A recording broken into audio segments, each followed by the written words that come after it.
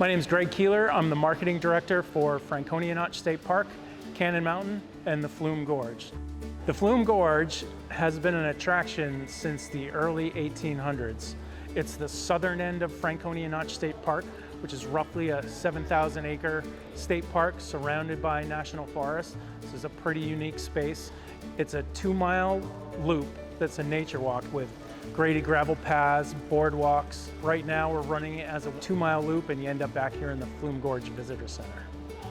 Once you start on your trip through the Flume Gorge, it essentially starts at the Visitor Center and goes out towards the Flume Gorge Historic Covered Bridge.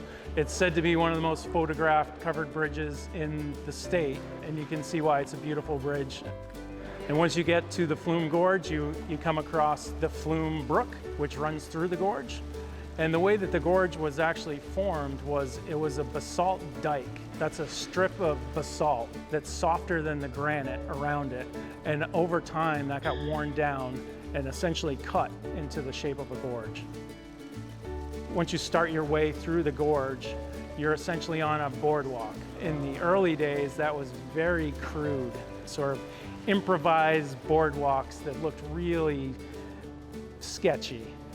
We've done a little bit better than that. You go up the 152 stairs and a couple of staircases, and you eventually get to a waterfall that's just ahead of the big one. And then you come around the corner, you see Avalanche Falls, and that is the brook just coming right down into the gorge. And that's a 45-foot waterfall that's spectacular any time of year. Then you start on your way over to Liberty Gorge. And in the process of getting over there, there are a few different little viewpoints where you can stop and look at the surrounding mountains. And then you sort of make your way down towards Liberty Gorge and the Sentinel Pine Bridge. And that's a pine bridge from the 1800s that was built on top of a fallen pine tree. The story was that the king would send soldiers over to these regions to harvest what were called king pines, that were giant pine trees that were used for shipbuilding. And the story goes that there was a hurricane that knocked over one of those pines across the gorge, and eventually they decided to build a bridge on top of that tree.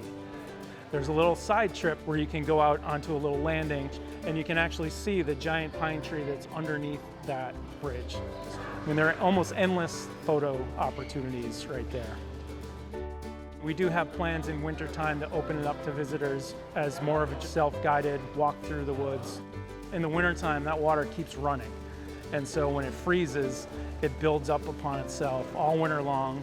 We have a 6-foot thick ice wall that runs all the way up to the top of the gorge, a giant icicle that attracts ice climbers in the wintertime. It's really spectacular, actually, to see the gorge in winter.